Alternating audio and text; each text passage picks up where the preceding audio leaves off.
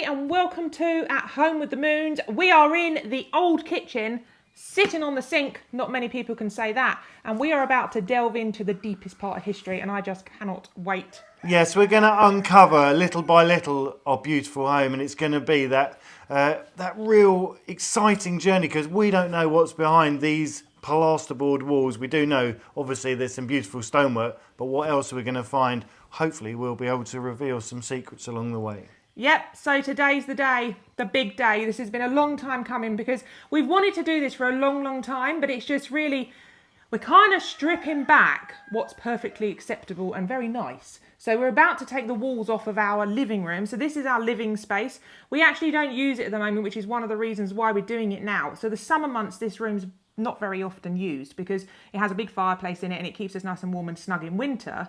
So we sort of go into the kitchen. So right now is the perfect time to do this.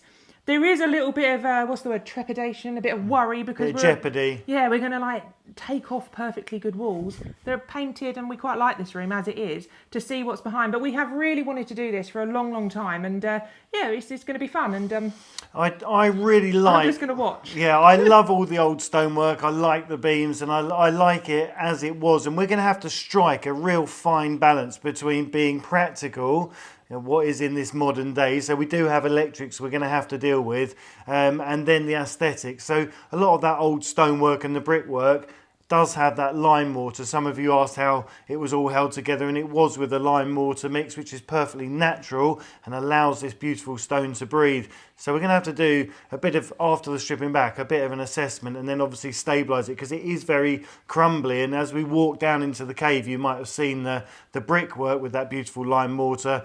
And yes, it could do with a bit of something just to seal it or stabilise it. But for now, let's get on and see what we can find. It's only been 10 years. I can't tell you how excited I'm about this. And nervous. Better get the Hoover, I think. Let's do it. See you soon.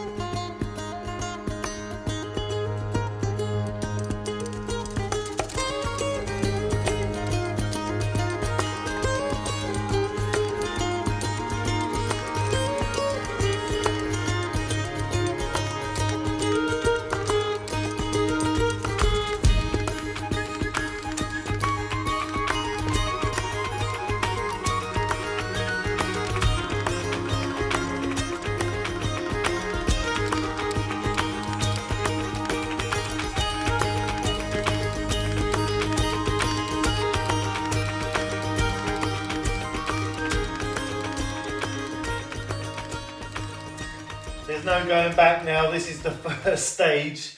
A bit daunting, but I've done a little calculation. Put my bar in here, and I can feel the stone behind, and it does, in places it's hollow, and in other places it's a bit harder. And what I'm guessing is they've done a daub and dab technique. So what that means is they've put a bit of glue, for want of a better word, onto the wall in different spots. Then they've pushed the plasterboard onto it and they've been able to level it up, because these walls are very, as we're going to find out, you can see on the outside, they're all a bit higgledy-piggledy, but that's the beauty of them. And to get over that, as I say, they put kind of large dots and then managed to get it about as level as they can. So I'm guessing it's going to have little areas, but first things first, let's have a look underneath the sink and see what we can find.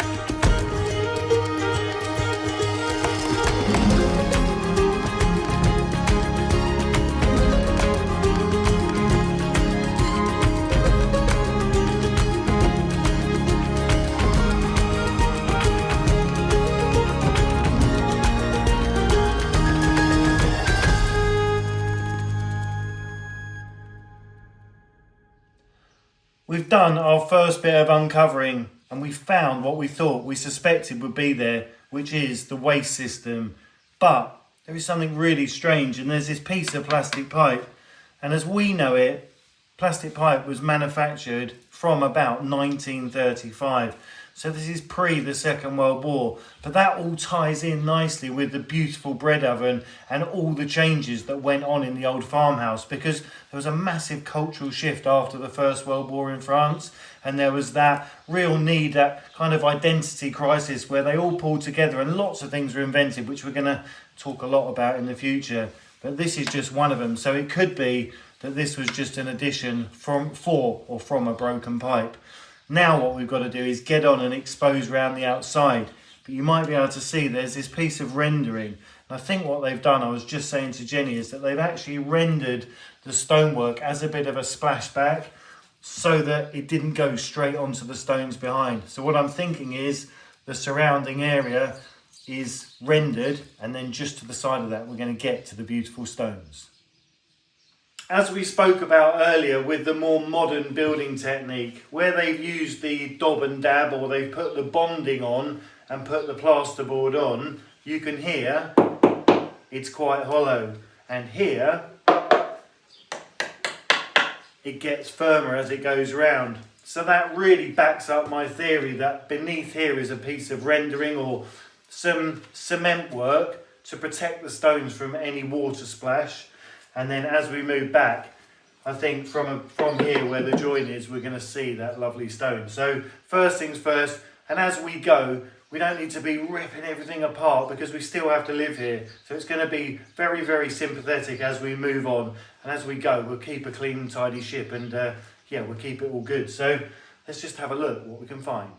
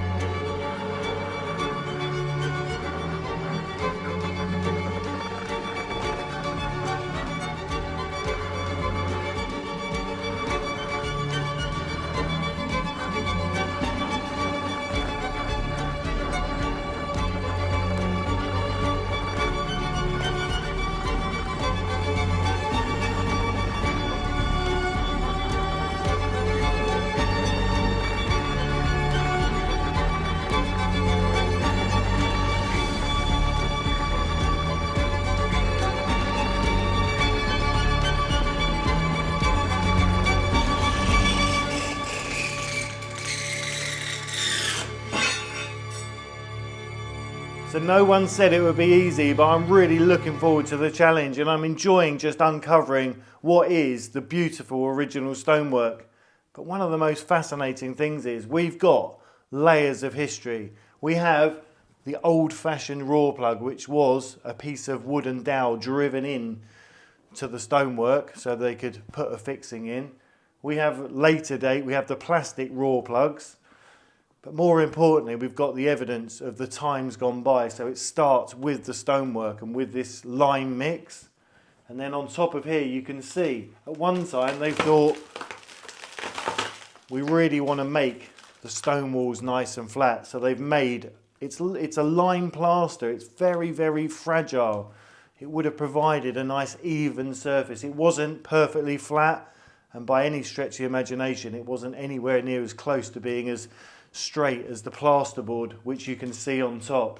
So we've got those layers, and it's just as the house has evolved. It's just evidence to the fact that it was just how people wanted it at the time.